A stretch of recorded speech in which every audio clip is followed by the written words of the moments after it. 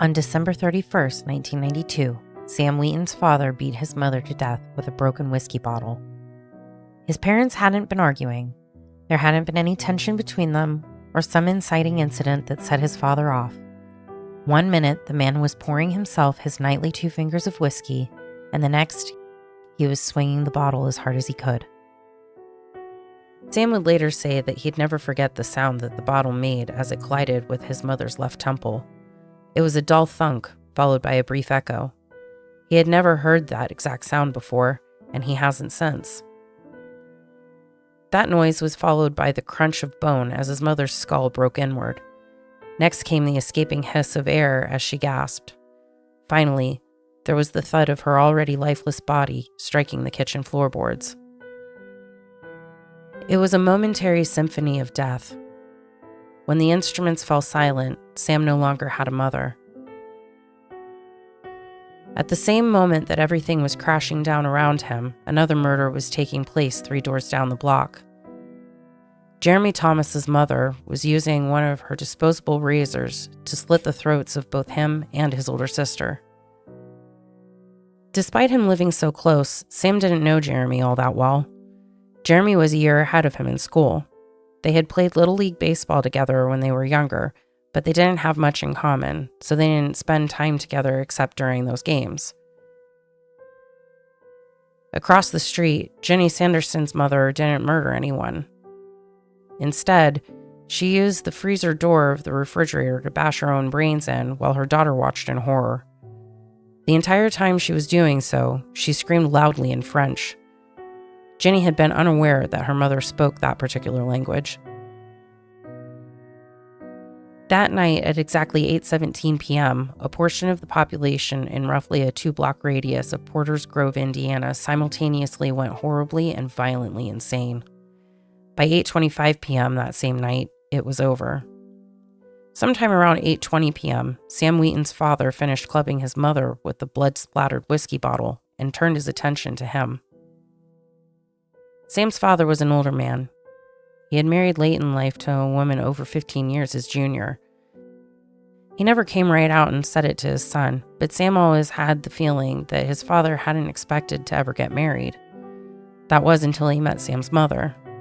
Despite the age difference, it was like they had been born for each other. He had fallen head over heels in love with her and proposed to her less than a year after they met.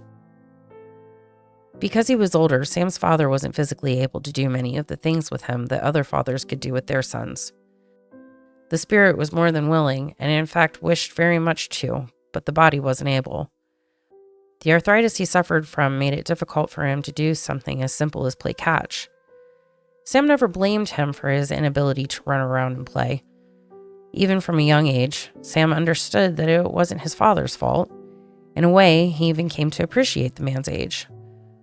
What his father lacked in athletic ability, he more than made up for with stories from his life experiences and his fondness for classic adventure stories. He passed that love along to Sam. The man's age ended up being what saved Sam that night. When his father turned towards Sam, his right hand clutched around the neck of the bottle, Sam knew that it wasn't his father. Not really, not in any way that mattered. The sharp intelligence and gentle spirit were gone from his eyes. Whoever or whatever was looking at him was just some husk whose soul had been hollowed out and replaced with madness. Sam's father took one step forward before the bottle slipped from his grip. Sam watched it fall downward in slow motion before it struck the wooden flooring. He heard the glass crack, and dark brown liquid poured out from underneath the cap, but it still didn't break. His father's hand curled into a claw, and its fingers scraped at the empty air. His other hand moved to his chest. His breath caught in his throat, and within seconds of his body hitting the floor next to his wife, the heart attack had taken his life. The only reason Sam's father didn't murder him was because the man's heart gave out before he could do the deed. It's been nearly 25 years, and Sam still thinks about that almost every day. How could he not? How does someone possibly move on from a moment like that? Sam has tried therapy. He's tried medication. He's tried burying it under enough liquor to drown a fish. If there's a cure for what ails him out there, He hasn't found it yet.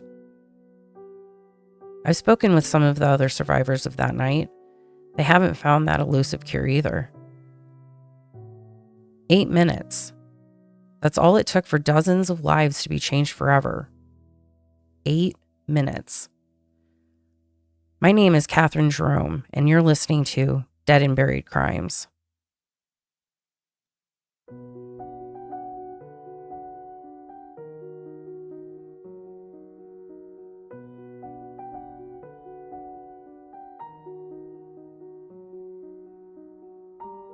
The Porter's Grove massacre has been a subject of debate from the moment that it happened. There are countless questions that have never been fully answered. What did happen? How did it happen? What was the inciting incident? There had to be one, right? Dozens of people don't just randomly go crazy at the exact same time. The official statements provided by the authorities don't provide many insights. There don't seem to be any facts, just a series of assumptions and hypotheses. The general consensus from the various agencies is that the terrible night was the result of a particularly violent case of mass hysteria. That explanation doesn't feel very satisfactory, does it? It's no wonder that many people had stated publicly that they believed the government was trying to hide something. It's the belief of many that the officials knew more than they were saying. A simple shrug and a statement that amounts to, "we don't know," can't be the entire story. As I dug deeper into what happened that night in Porter's Grove, I got into contact with a number of people that had issued these official reports. I had expected there to be resistance to my inquiries, or at least that I'd have some difficulty getting people to speak with me. To my surprise, almost everyone that I spoke with seemed eager to assist in any way that they could. I went into the interviews prepared for almost anything. I wasn't prepared to come out of them convinced that no one that I talked to was lying. While I appreciate the honesty, it also meant that these interviews were something of a dead end. The people that had worked on the official reports had presented everything that they knew in those reports. The story would have ended there if not for pure dumb luck. While doing research for a different episode, I found myself in communication with a local historian in the town of Hampton, Nebraska. While he wasn't able to provide much information on the topic I contacted him about, he did send over a series of documents detailing other strange events in the town's history. One of those events took place on July 8, 1974. During a screening of The Man with the Golden Gun, a number of unrelated individuals attacked the other people that were there to see the movie. The movie had been playing for roughly an hour when 8 people began violently assaulting the other moviegoers around them. 4 people were killed and nearly a dozen others were injured. Based on the point of the movie where the attacks began and when they ended, it was determined that the entire incident lasted a total of 8 minutes. These reports had something that the Porter's Grove ones did not: comments from the attackers themselves. Each of them stated that they remembered everything leading up to the incident and everything after, but the 8 minutes where they were brutally attacking everyone that they could get their hands on was a complete blank. Now that I knew that the length of the time the event took was a shared detail, I was able to focus my research and find another event that fit the pattern. This event occurred on February 16, 2004. It took place in a more isolated area, but in a way that made it even more terrifying.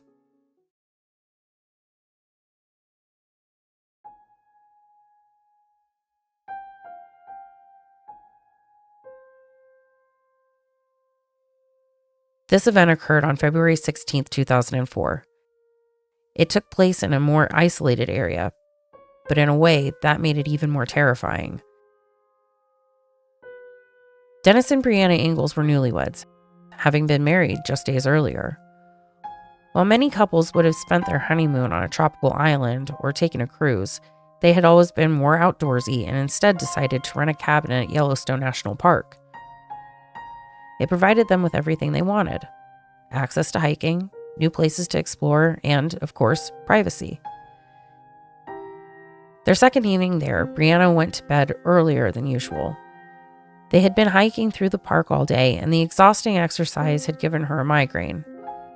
Dennis read a few more chapters of the book he had started their first day at Yellowstone before joining her.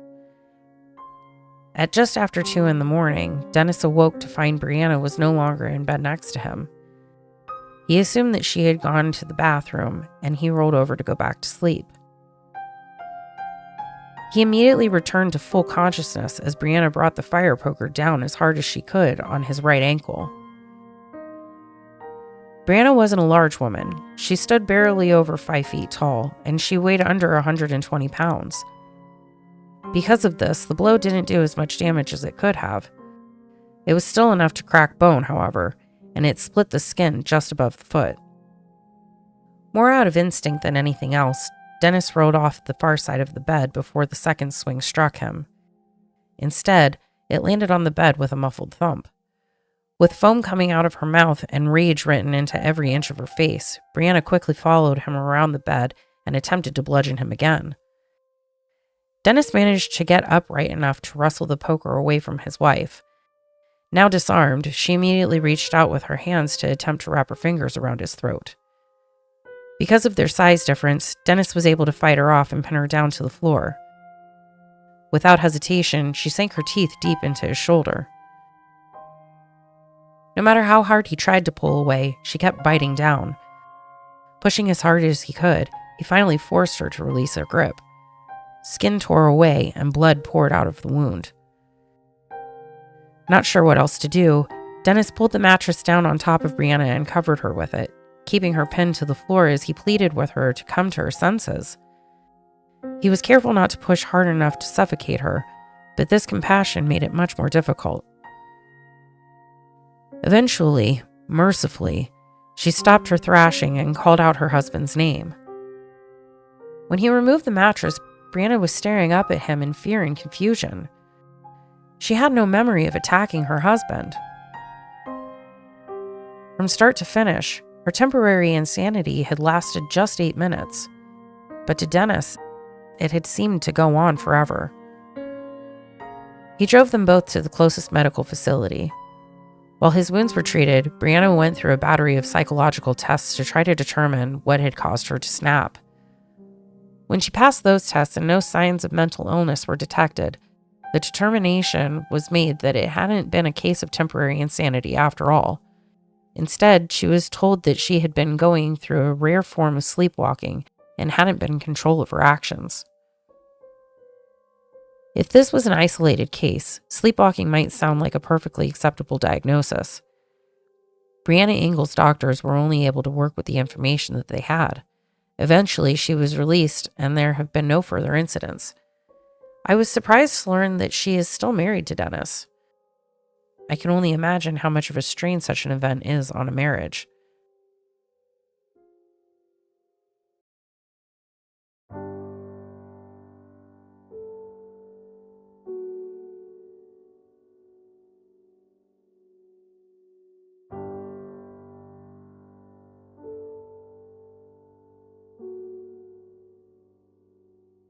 Normally, when I put together these podcasts, I try to keep myself out of the narrative as much as possible.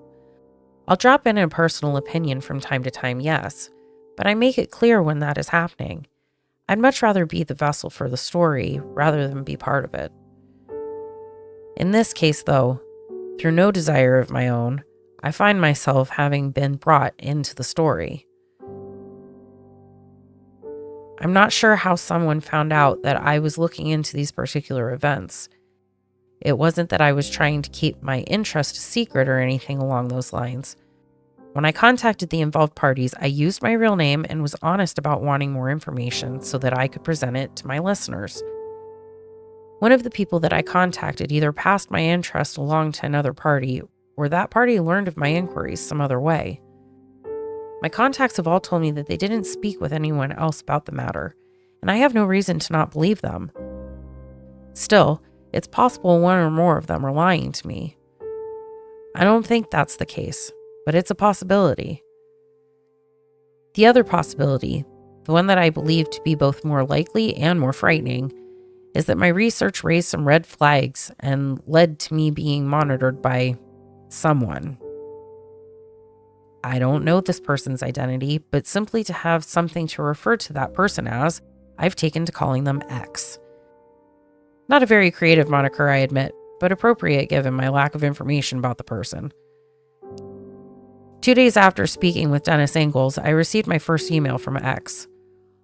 All of my communication with the people involved in the 8-minute events had been done through the podcast's email account.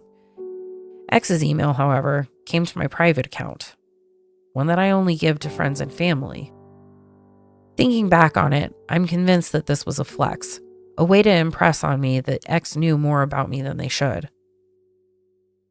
The email was titled 8 minutes, and there wasn't anything written in the body itself. Even the from field was blank, which I didn't know was possible. There were only a pair of attachments. The first attachment was a simple list of 12 items. Each of those items consisted of a date, a time window of 8 minutes, and a location. All 3 of the events that I had discovered independently were on the list. I stared at the list for a long time, trying to wrap my mind around the implications. 12 events over a 50-year period, with the most recent of them coming in May of this year, all of them happening on American soil. It seemed impossible. How could that possibly be the case? Surely the existence of these events would be common knowledge if there had been that many. The second attachment was a series of spreadsheets that were heavily redacted.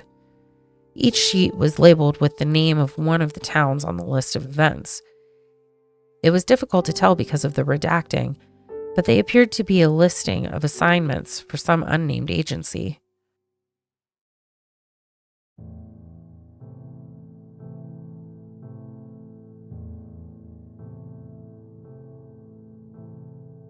I had barely finished reading through the spreadsheets when my cell phone rang. When I checked it, I saw that the call was from an unknown caller. I'm not ashamed to say that I was feeling pretty freaked out at this point. I seriously considered ignoring the call and deleting the email. There was obviously something going on that went well beyond what I was comfortable with. My curiosity won out over my apprehension, however. Taking a deep breath, I answered my phone. The voice on the other end of the call was so distorted that it could have been either male or female. It instructed me to remain silent and that it would not answer any questions. Before I could even think about responding, it continued. On July 16, 1945, the United States performed the first nuclear weapon test a little over 200 miles outside of Los Alamos, New Mexico. The testing of this plutonium implosion device was codenamed Trinity, and the officials responsible for the test were more than satisfied by the results. The detonation was so powerful that it turned the sand and asphalt into green glass. As this was the first test of its kind, there was no way to know what other effects the detonation would have. The radiation levels were higher than expected, for example, and the explosion area was larger than the prediction. 8 days after the detonation, in a small town called Christensen, New Mexico, the first 8-minute event occurred. 6 people attending a church baseball game went into a psychotic rage and began to attack both the other players and the people watching the game. It resulted in 4 deaths and at least a dozen people hospitalized. Due to the closeness of the event to the bomb test, both in time and proximity, the government responded by sending in representatives from a number of different agencies to investigate any possible connection. This was done without the knowledge of the residents of Christensen. The government agents were able to determine that the event and the bomb test were indeed related to one another. X didn't give me any details, but he told me that the detonation of a nuclear device had inadvertently caused a temporary change in the area's electromagnetic field. In a small section of that area where the change happened to be exactly what it needed to be, it would cause a catastrophic interaction with certain individuals whose brains' electrical impulses happened to be firing in exactly the right way. In other words, some people's brains would short circuit for a small amount of time, causing uncontrollable rage and bloodlust to take over. After further investigation, the government agents found that it would take the human brain 8 minutes to reset. A flood of questions came to mind, and without thinking, I attempted to ask one when X paused to take a breath. Instead of allowing me to proceed or reminding me that I was told I wouldn't be able to ask questions, they instead continued on as if they didn't even hear me. Although the result hadn't been expected, the government welcomed it. Officials immediately saw the potential in it. If they could find a way to replicate the change in the electromagnetic field and control where the change happened, it could be a potent weapon. Plant a device inside of an enemy town or base, turn it on, and let the people inside tear themselves apart. Of course, that was easier said than done. Duplicating a side effect of a nuclear detonation wasn't a simple process, especially considering the very first of those detonations had just happened. It would be a long and difficult process, and even if it was indeed possible to recreate the results, those results would also need to be improved upon. The government officials didn't want just some of the people in the targeted area affected. They wanted them all to be. That was the beginning of an ongoing series of experiments performed by the United States government on its own population. 12 experiments, to be precise, performed between 1945 and 2023. According to X, a different device was used during each experiment, with each iteration improving on the last. The experiments are still ongoing, meaning that there are more planned for the future. With that, X ended the call. That call took place 2 weeks ago. Right up until the moment that I pressed the record button, I debated whether or not to release this episode into the wild. I don't know if I can trust X or if it's just someone screwing around with me, but if what they say is true, this is way above my pay grade. Ultimately, I decided that it was best to put everything that I had together and present it to you listeners to come to your own decisions. If everything X has told me is a hoax, it still adds an interesting twist to the 3 8-minute events that I was able to verify before they contacted me. I've tried to verify the other 9 events on X's list, but haven't been able to one way or another. If what X is telling me is true, though, that's an entirely different thing. It would mean that our own government is using us as guinea pigs in a horrible experiment designed specifically to drive people into a state of violent insanity. It would explain why I haven't been able to prove or disprove the other events on X's list. The government would be only testing in places where it knows that it can tightly control the narrative. I wish that I had more answers for you listeners. Maybe someday I will. What I've laid out for you today is all the information that I have at this moment, though. If someone out there knows more, please get in touch with me. This is one of those stories that I don't think I'll be able to let go. Thank you for listening to the Dead and Buried Crimes podcast. I'm Catherine Jerome, and as always, stay safe out there.